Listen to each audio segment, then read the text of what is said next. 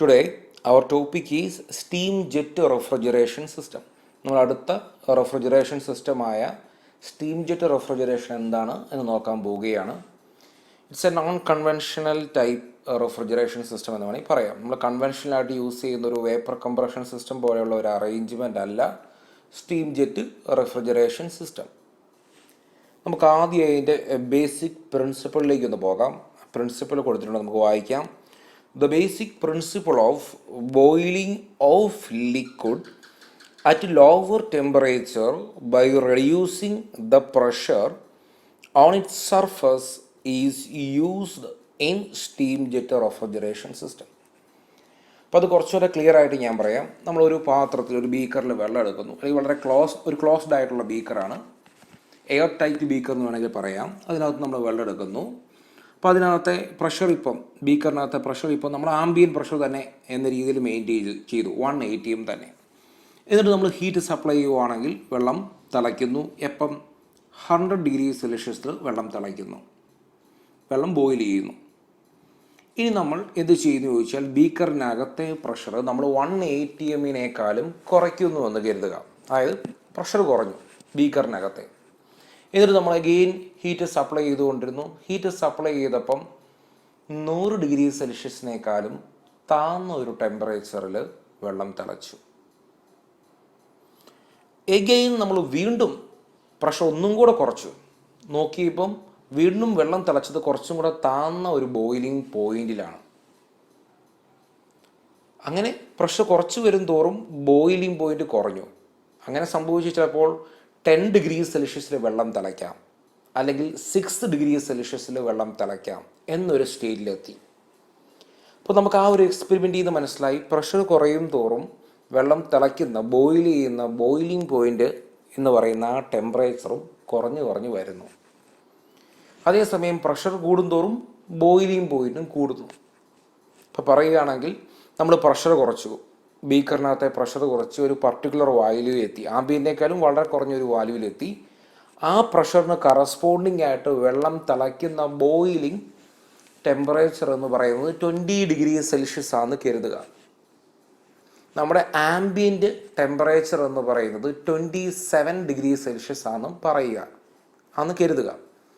അങ്ങനെയെങ്കിൽ നമ്മുടെ ബീക്കറിനകത്തെ വെള്ളം അത് തിളയ്ക്കാൻ വേണ്ട temperature 20 degree Celsius, ambient temperature എന്ന് പറയുന്നത് 27 ഡിഗ്രി സെൽഷ്യസ്. അങ്ങനെ ഒരു കേസിൽ എന്താ സംഭവിക്കുക, ബീക്കറിനകത്തെ വെള്ളം എന്ന് പറയുന്നത് തിളച്ചുകൊണ്ടേ ഇരിക്കുകയായിരിക്കും. അപ്പോൾ ആ കേസിൽ നമ്മുടെ ആംബിയൻ ടെമ്പറേച്ചറായ 27 ഡിഗ്രി സെൽഷ്യസിൽ വെള്ളം ബോയിൽ ചെയ്തുകൊണ്ടിരിക്കും. ബോയിൽ ചെയ്തത് വേപ്പർ ഫോമിലേക്ക് മാറും. ഓക്കെ, ഈ ഒരു പ്രിൻസിപ്പിൾ, അതായത് പ്രഷർ കുറയും തോറും ബോയിലിംഗ് പോയിന്റ് കുറയുന്നു എന്ന ഒരു പ്രിൻസിപ്പിളിൻ്റെ ബേസിൽ ആണ് steam jet refrigeration system work ചെയ്യുക. അതായത് സ്റ്റീം ജെറ്റ് റെഫ്രിജറേഷനിൽ നമുക്കൊരു സ്പേസ് ഉണ്ട്. ആ സ്പേസിൽ നമ്മൾ വളരെ കുറഞ്ഞ ഒരു പ്രഷർ മെയിൻറ്റെയിൻ ചെയ്യുന്നു. അപ്പം അതുകൊണ്ട് തന്നെ ആ ഏരിയയിൽ, അല്ലെങ്കിൽ ആ ഒരു സ്പേസിലുള്ള വാട്ടർ എന്ന് പറയുന്നത്, അതിൻ്റെ ബോയിലിംഗ് പോയിന്റ് എന്ന് പറയുന്നത് അപ്പോൾ കുറവായിരിക്കും. അപ്പം ആ ഒരു കൺസെപ്റ്റ്, അതിൻ്റെ ബേസിലാണ് ഇത് വർക്ക് ചെയ്യുക. നമുക്കിനി അതിൻ്റെ അറേഞ്ച്മെൻറ്റ് എങ്ങനെയാണെന്ന് നോക്കാം. അപ്പോൾ നമുക്ക് ഈ കാണുന്നതാണ് ഫ്ലാഷ് ചേംബർ എന്ന് പറയും.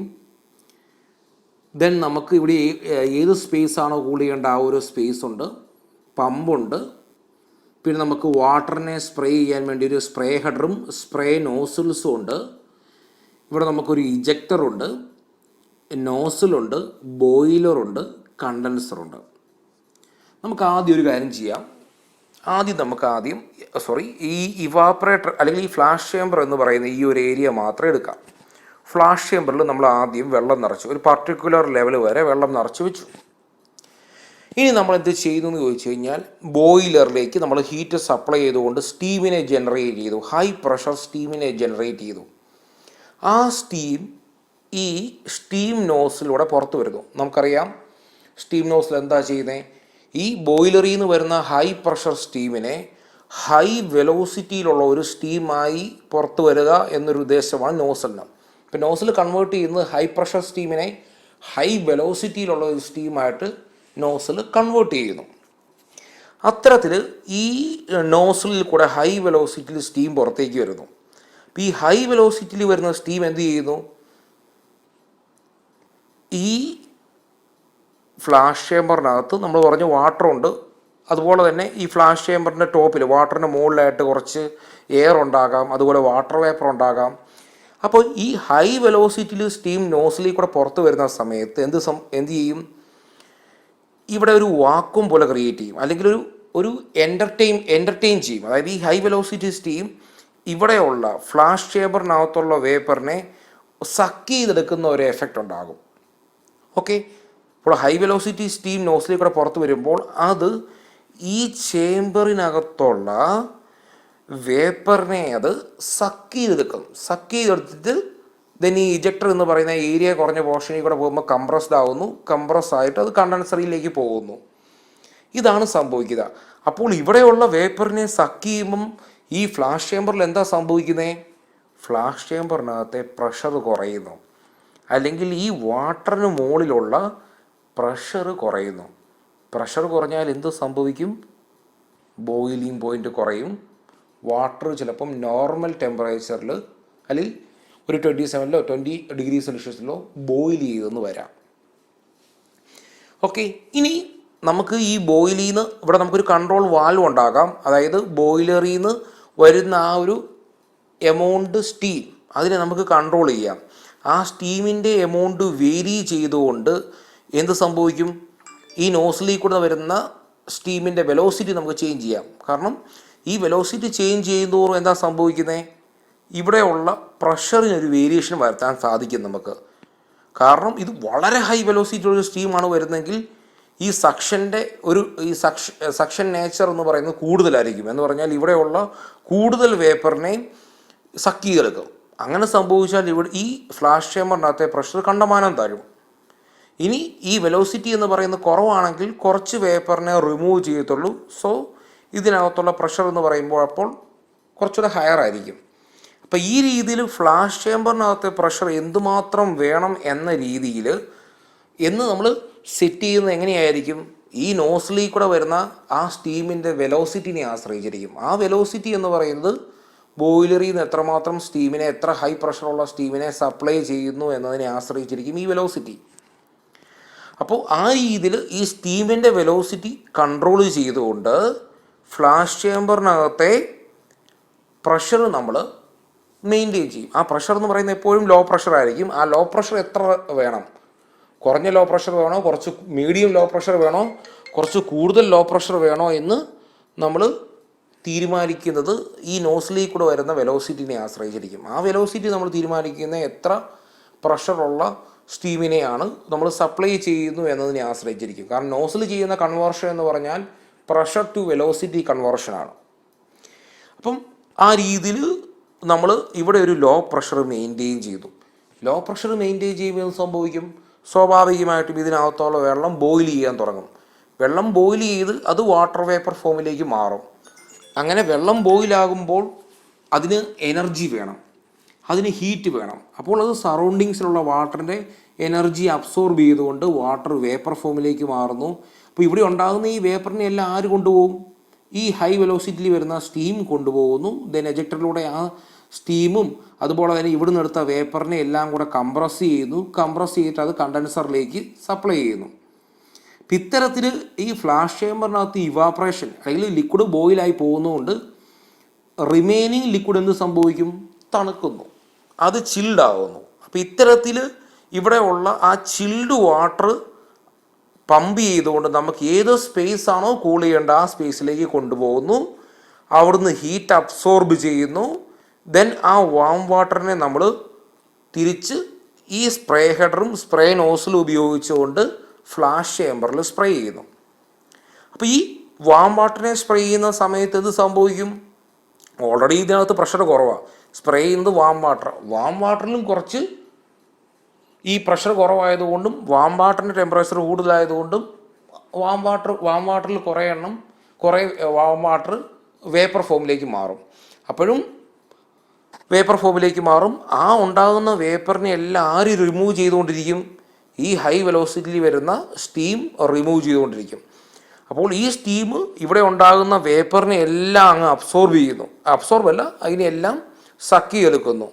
എന്നിട്ട് അതെല്ലാം കൂടെ എജക്ടറിലേക്ക് പോകുന്നു, കംപ്രസ് ആവുന്നു, ദെൻ കണ്ടൻസറിലേക്ക് പോകുന്നു, ലിക്വിഡ് ഫോമിലേക്ക് അത് മാറുന്നു, ദെൻ കണ്ടൻസറിൽ നിന്ന് എഗെയിൻ പമ്പ് ഉപയോഗിച്ച് ബോയിലറിലേക്ക് സപ്ലൈ ചെയ്യുന്നു, ദെൻ എഗെയിൻ സ്റ്റീം നോസിൽ വഴി കൊടുക്കുന്നു. ഇതാണ് സംഭവിക്കുന്നത്. ഇനി നമുക്കറിയാം ഓൾറെഡി ഇതിനകത്തുള്ള ലിക്വിഡ് കുറച്ച് വാട്ടർ വേപ്പറായി പോയി. അതോടൊപ്പം തന്നെ ചിൽഡ് ആയിട്ടുള്ള വാട്ടർ നമ്മൾ ദെൻ വാം വാട്ടർ ആക്കിയിട്ട് സ്പ്രേ ചെയ്യുമ്പോഴും കുറച്ച് വാട്ടർ വേപ്പർ ചെയ്ത് പോയി. അങ്ങനെ ഇതിനകത്ത് ഒരു വാട്ടറിന് നഷ്ടം ഉണ്ടാകും. ആ നഷ്ടം നികത്താൻ വേണ്ടി മേക്കപ്പ് വാട്ടർ നമ്മളിതിലേക്ക് ആഡ് ചെയ്യും. ഇതാണ് സ്റ്റീം ജെറ്റ് റെഫ്രിജറേഷൻ. അപ്പോൾ ഇതിൻ്റെ മെയിൻ ആയിട്ടുള്ള പ്രിൻസിപ്പിൾ എന്ന് പറഞ്ഞാൽ ഈ ഫ്ലാഷ് ചേമ്പറിനകത്തൊരു ലോ പ്രഷർ മെയിൻറ്റെയിൻ ചെയ്യുന്നു. മെയിൻറ്റെയിൻ ചെയ്യാൻ വേണ്ടിയാണ് ഇങ്ങനെ ഒരു സിസ്റ്റം. ഇങ്ങനെ മെയിൻറ്റെയിൻ ചെയ്യുന്നതുകൊണ്ട് വാട്ടർ കുറഞ്ഞ ടെമ്പറേച്ചറിൽ ബോയിലാകുന്നു. അങ്ങനെ ബോയിലായി പോകുമ്പോൾ അത് സറൗണ്ടിങ്സിലുള്ള ലിക്വിഡിൻ്റെ ഹീറ്റ് അബ്സോർബ് ചെയ്തുകൊണ്ടാണ് പോകുന്നത്. അങ്ങനെ ഹീറ്റ് അബ്സോർബ് ചെയ്തുകൊണ്ട് തന്നെ സറൗണ്ടിങ്സിലെ ആ ബാക്കിയുള്ള മിച്ചമുള്ള റിമൈനിങ് ലിക്വിഡ് എന്ന് പറയുന്നത് കൂളാവുന്നു. ആ കൂൾ ലിക്വിഡ് ഉപയോഗിച്ചുകൊണ്ട് നമുക്ക് കൂൾ ചെയ്യേണ്ട സ്പേസിലേക്ക് സപ്ലൈ ചെയ്യുന്നു. ഇതിനകത്തുള്ളത് ഫ്ലാഷ് ചേമ്പറുണ്ട്, സ്റ്റീം നോസിലുണ്ട്, എജക്ടറുണ്ട്, കണ്ടൻസറുണ്ട്. The warm water coming out of the refrigerator space is spread in the flash chamber where some of it is converted into vapor after absorbing the latent heat. അപ്പോൾ നമുക്ക് ഏത് സ്പേസ് ആണോ കൂൾ ചെയ്യേണ്ട അവിടുന്ന് വാം വാട്ടർ വരുന്നു, അതിനെ spray ചെയ്യുന്നു. ആ സ്പ്രേ ചെയ്യുന്ന വാട്ടറിൽ കുറച്ച് വാട്ടർ വേപ്പറായി പോകുന്നു. അങ്ങനെ വേപ്പറാകുന്ന സമയത്തും അത് ലേറ്റൻറ്റ് ഹീറ്റ് അബ്സോർബ് ചെയ്യാം. ലേറ്റൻറ്റ് ഹീറ്റ് എവിടെ നിന്നൊക്കെ അബ്സോർബ് ചെയ്യാം? ഈ സ്പ്രേ ചെയ്യുന്ന വാട്ടറിൽ തന്നെ അബ്സോർബ് ചെയ്യാം, താഴെ കിടക്കുന്ന വാട്ടറിൽ നിന്ന് അബ്സോർബ് ചെയ്യാം. അങ്ങനെ എവിടുന്നെങ്കിലുമൊക്കെ ലേറ്റൻറ്റ് ഹീറ്റ് അബ്സോർബ് ചെയ്യുന്ന പോകുന്നതുകൊണ്ട് തന്നെ ബാക്കിയുള്ള വാട്ടർ എന്ന് പറയുന്നത് കൂളാവുന്നു. The high pressure steam from the boiler is passed through the steam nozzle thereby increasing in velocity. ബോയിലറിൽ നിന്ന് വരുന്ന ഹൈ പ്രഷർ സ്റ്റീം അത് നോസിലേക്ക് കൂടെ പോയി ഹൈ വെലോസിറ്റിയിൽ പുറത്തു വരുന്നു. ഈ ഹൈ വെലോസിറ്റി സ്റ്റീമാണ് നമ്മുടെ ഫ്ലാഷ് ചേമ്പറിനകത്തുള്ള വാട്ടർ വേപ്പറിനെ എല്ലാം ഉണ്ടാകുന്ന വാട്ടർ വേപ്പറിനെ എല്ലാം റിമൂവ് ചെയ്ത് അല്ലെങ്കിൽ സക്കി എടുത്തുകൊണ്ട് പോകുന്നതിന് കാരണക്കാരൻ. This high velocity steam in the ejector would entertain the water vapors from the flash chamber which would result in further formation of vapor. ഈ രീതിയിൽ ഫ്ലാഷ് ചേമ്പറിനകത്തുണ്ടാകുന്ന വേപ്പറിനെ എല്ലാം റിമൂവ് ചെയ്തുകൊണ്ട് ആര് പോകുന്നു? ഈ സ്റ്റീം നോസിലിൽ നിന്ന് എക്സിറ്റ് ആവുന്ന ഹൈ വെലോസിറ്റി സ്റ്റീം കൊണ്ടുപോകുന്നു. അതുകൊണ്ട് തന്നെ ഫ്ലാഷ് ചേമ്പർ എപ്പോഴും ഒരു ലോ പ്രഷറിൽ മെയിൻറ്റെയിൻ ചെയ്യാൻ സാധിക്കുന്നു. അത് ലോ പ്രഷറിൽ മെയിൻറ്റെയിൻ ചെയ്യുന്നതുകൊണ്ട് തന്നെ എന്നാ ബോയിലിംഗ് ലോ ടെമ്പറേച്ചറിൽ ബോയിലിംഗ് നടക്കുന്നതുകൊണ്ട് തന്നെ റിമൈനിങ് ലിക്വിഡ് കൂളാകുന്നു. ഇനി അതിനുശേഷം ഈ സ്റ്റീമും അതുപോലെ തന്നെ ഫ്ലാഷ് ചേമ്പറിൽ നിന്ന് വരുന്ന വേപ്പറും എല്ലാം കൂടെയാണ് നമ്മൾ കണ്ടൻസറിലേക്ക് സപ്ലൈ ചെയ്യുന്നത്. ആര് വഴി? എജക്ടറിലൂടെ. The mixture of steam and water vapour passes through the venturi tube of the ejector and gets compressed. The temperature and pressure of the mixture rises considerably and fed to the water cooled condenser where it gets condensed. അപ്പോൾ നമ്മൾ ഈ flash ചേമ്പറിൽ നിന്ന് വരുന്ന വേപ്പറിനെയും അതുപോലെ steam നോസിലിൽ നിന്ന് exit ആവുന്ന സ്റ്റീമിനെയും കൂടെ mix ചെയ്ത് കണ്ടൻസറിലേക്ക് സപ്ലൈ ചെയ്യുന്നു. അത് ദെൻ കണ്ടൻസ് ആവുന്നു. ആ കണ്ടൻസ് ആവുന്ന ലിക്വിഡിനെ വീണ്ടും ബോയിലറിലേക്ക് സപ്ലൈ ചെയ്യുന്നു. എഗെയിൻ ബോയിലറിൽ നിന്ന് സ്റ്റീം നോസിലേക്ക് കൊടുക്കുന്നു. Then a constant water level is maintained in the flash chamber and any loss of water due to evaporation is made up from the makeup water. അപ്പോൾ നമുക്ക് flash ചേമ്പറിനകത്ത് എപ്പോഴും ഒരു constant water level maintain ചെയ്യാൻ വേണ്ടി വെള്ളത്തിൻ്റെ level കുറയുന്നതനുസരിച്ച് നമ്മൾ makeup water കൊടുക്കുന്നു. In order to maintain the required reduced pressure in the flash chamber, the water vapors produced should be removed as early as possible. ഞാൻ നേരത്തെ പറഞ്ഞ പോലെ ഈ വാട്ടർ വേപ്പർ ഉണ്ടാകുന്നു. ഈ വാട്ടർ വേപ്പർ ഉണ്ടാകുന്നതിനെ റിമൂവ് ചെയ്യാൻ പറ്റിയില്ലെങ്കിൽ എന്ത് സംഭവിക്കും? ഫ്ലാഷ് ചേമ്പറിനകത്തെ പ്രഷർ കൂടും. പ്രഷർ കൂടിയാൽ എന്ത് സംഭവിക്കും? ബോയിലിംഗ് പോയിന്റ് കൂടുന്നു. അപ്പോൾ നമ്മൾ ഉദ്ദേശിച്ച കാര്യം നടക്കില്ല. അപ്പോൾ അതുകൊണ്ട് തന്നെ ഈ ഉണ്ടാകുന്ന വാട്ടർ വേപ്പറിനെ അപ്പം റിമൂവ് ചെയ്യണം with the help of steam. Steam ഉപയോഗിച്ചുകൊണ്ട് റിമൂവ് ചെയ്തുകൊണ്ട് ആണ് നമ്മൾ ഫ്ലാഷ് ചേമ്പറിനകം എപ്പോഴും ലോ പ്രഷറിൽ മെയിൻറ്റെയിൻ ചെയ്യുന്നത്.